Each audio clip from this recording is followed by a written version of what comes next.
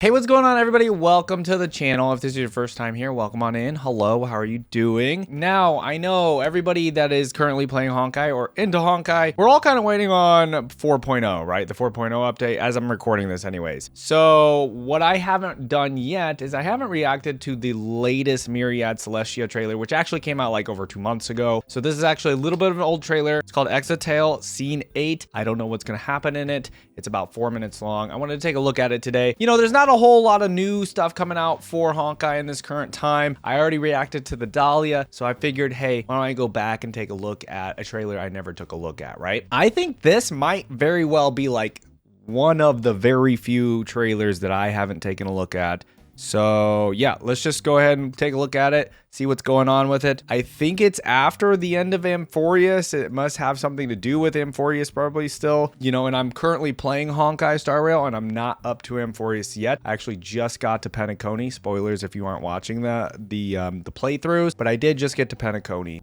in my playthrough. So I still got a ways to go, but I have been watching Amphorius content for a while now. All right, everybody, I'll stop yapping. Make sure you grab a snack, grab a drink. Let's watch this Myriad Celestia trailer. Here we go. All right, I'm not going to read the synopsis. I'm not going to look into anything. I think it's continuing from the last Myriad Celestia trailer because I do remember this cat's face in it.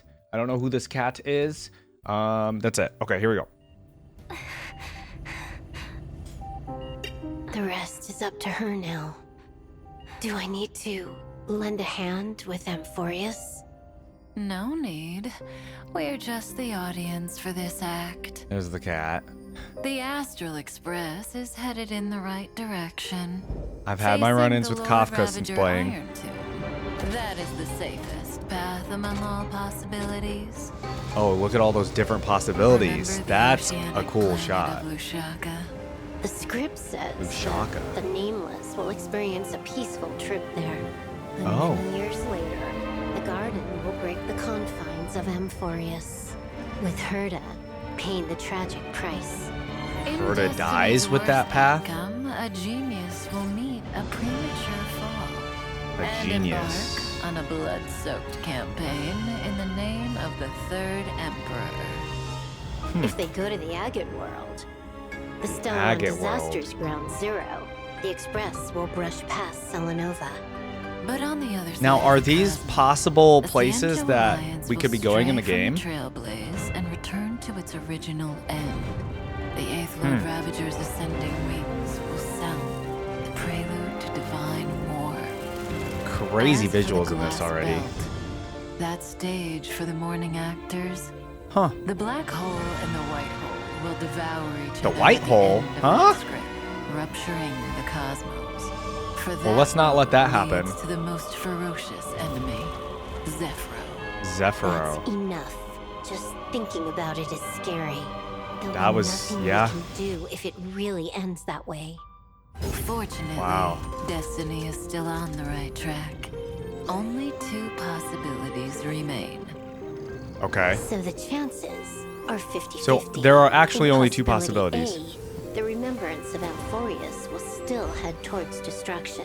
See you tomorrow, little Gray. Thank you for fulfilling my Okay. Stand with me. Now see, I don't know the full Amphorius story. We're not, you know, I haven't gotten there, but farewells are unavoidable for the Trailblaze. Farewells are unavoidable. Okay.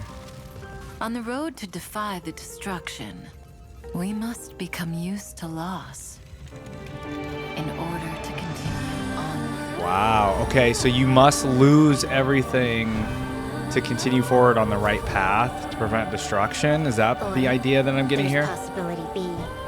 Okay. Something more tempting, but also more terrible.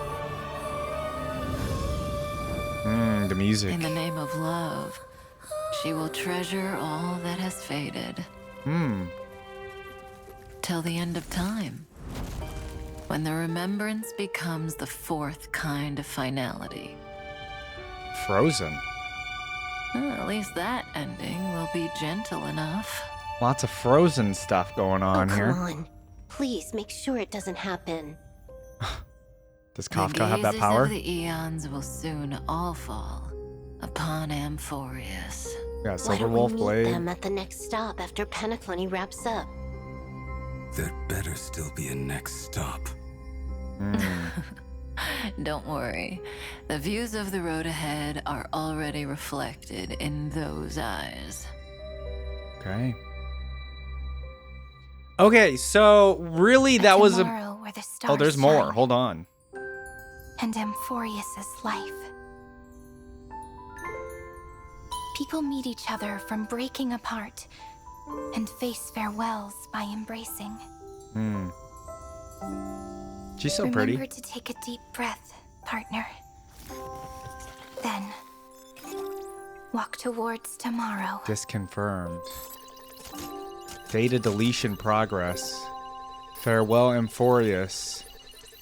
Man, I really need to know what's going on in the Amphorius part of this game. So I'm like, because like all the glitching effects and everything, all these like crazy farewells that you guys apparently all went through that I haven't gone through yet. I'm just so eager to get here. So tell me if I'm wrong, of course. What I gathered from this trailer, first off, we zoom into the cat's eyes, whoever the cat is. What we start to see are the different paths that could happen, but apparently there's only truly the two. And I like this shot. It's early on where we get to see, you know, okay, so we zoom in on the cat's eyes. We get to see all these different paths that the Astro Express could eventually take or could go on. And then, you know, they start getting into the things that would happen if they went on that path. You know, Herta paying the tragic price. That's an interesting one. That's the one if they go to the ice planet or this planet, wherever this is. Apparently it's a peaceful trip, but then Herta ends up dying. Then there's another possibility where apparently they brush past Selenova. There was also this interesting moment here towards the end of the discussion of the different paths. The one that would lead to Zephyro, and Silverwolf really didn't even want to hear about Zephyro. Just thinking about it,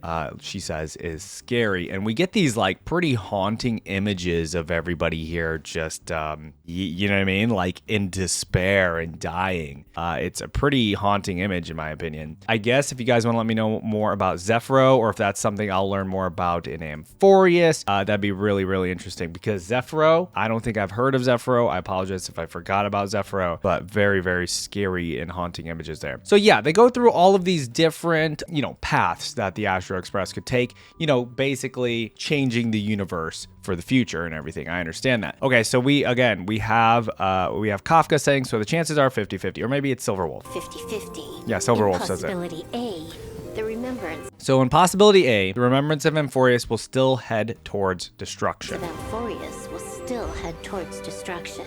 See you tomorrow. So basically, what is it? The Trailblazer, or everybody remembering Amphorius, will still head towards destruction. You know, on the road to defy destruction, we become used to loss in order to continue onward. That's, I mean, I guess the easiest way I'm able to grasp it. I don't know if that's actually what it means, but then we have possibility B. Apparently involved with In the Name of Love, she will treasure all that has faded till the end of time, when the remembrance becomes the fourth kind of finality. Now, obviously this path, I don't think I truly understand what's going on in this second path, because I probably don't even know what's going on in the first path, but I don't really know what's going on in the second path here, because we get a lot of all this ice stuff here. I don't know if that's Sirene's like thing, or Sirene's thing with ice, if that's her abilities or anything. What does the frozen part of this path mean? As I see Sirene here, or Sirene, however you say her name, I see her basically change into the But Trailblazer. also more terrible.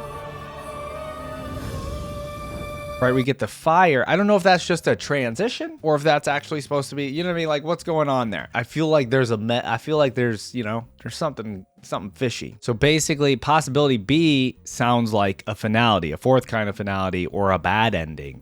So I don't know. So it sounds like A is the one that we're going to be continuing to go down, and it's still going to head towards destruction. But this possibility B, I don't know. It seems the possibility B is love, In the Name of Love. Now, again, like I said, I don't know what's going on with all the ice in this. You know, we got time being frozen here, perhaps. The Astral Express is frozen, so everything freezes. I don't know. Yeah, you guys are going to definitely have to, I'm sure you guys are going to discuss it a little bit in the comments, but I'm sure there's also going to be somebody in the comments who will help me, you know, tell me what's going on in all of this. I am so excited to get caught up to Amphorius, where everybody else is. You know, it's also kind of nice. I feel like I'm playing the game actually at a good time, because I think 4.0 is taking a little bit of time to get rolling here, that I'm able to, you know, play the game now and get caught up to everybody. So I've been having a blast with that. But talking about the visuals in this, I think, again, Hoyoverse always does a fantastic job. And you know, the thing, I've mentioned this before when I first got into Honkai Star Rail,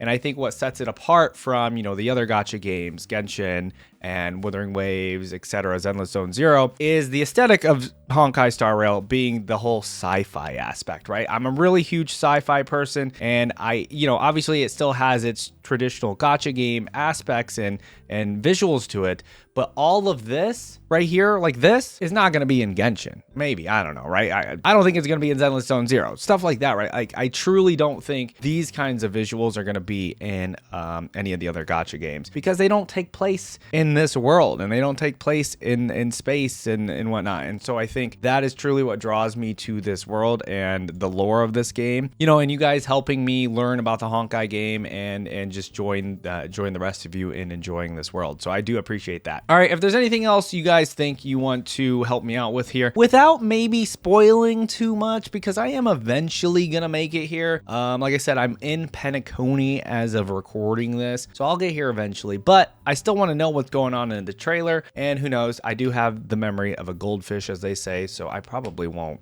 remember, you know. I try my best. There's a lot of colors in this one. You know, we have a lot of different colors, Amphorious colors, I would say, for the first half of it, but then when we get to Possibility A, I really feel like we get into this, you know, Possibility A has a lot of red and fire in it, right? For example, this is a shot that, like, I just keep seeing when I see Possibility A, but then when we go to Possibility B, we get this possibility. And so, I don't know, I like what they did. I don't know if it was intentional, but I do like the fact that Possibility A, red and fire, Possibility B, you know, blue and white and ice. So I do like what they did with that. All right, guys, I think that's gonna do it. I don't really know of anything else I can talk about this trailer, because I just don't know what's going on. And hold on, what's going on? Who's the cat? What's going on with this cat here? Who is this? All right, that's all the questions I have. Thanks again, everybody, for watching my reactions to Honkai Star Rail. I truly appreciate everybody's love and support on my Honkai videos, and I hope you go check out my my gameplays. I've been streaming them every Friday on Twitch. I know it's only once a week, but I do stream Fridays 8:30 p.m. EST for about 3 hours. I try to go about 3 hours, and it's only once a week, but it's a fun time. We chat, we hang out, and you know, everybody gets to enjoy my reactions. But of course, you are more than welcome to just watch them here on YouTube when I upload them. They just get uploaded, you know, like a week or so later. All right, everybody, thanks again for watching. Please leave a thumbs up on the video. It does help other people see it. Subscribe to the channel if you don't already. I'm doing Honkai reactions. I'm doing Genshin, Zenless Zone Zero, Wuthering Waves, doing a lot of gacha reactions in this current time, as well as League of Legends and Valorant if you're into that. All right, everybody, thanks again for watching. I'll see you later. Bye.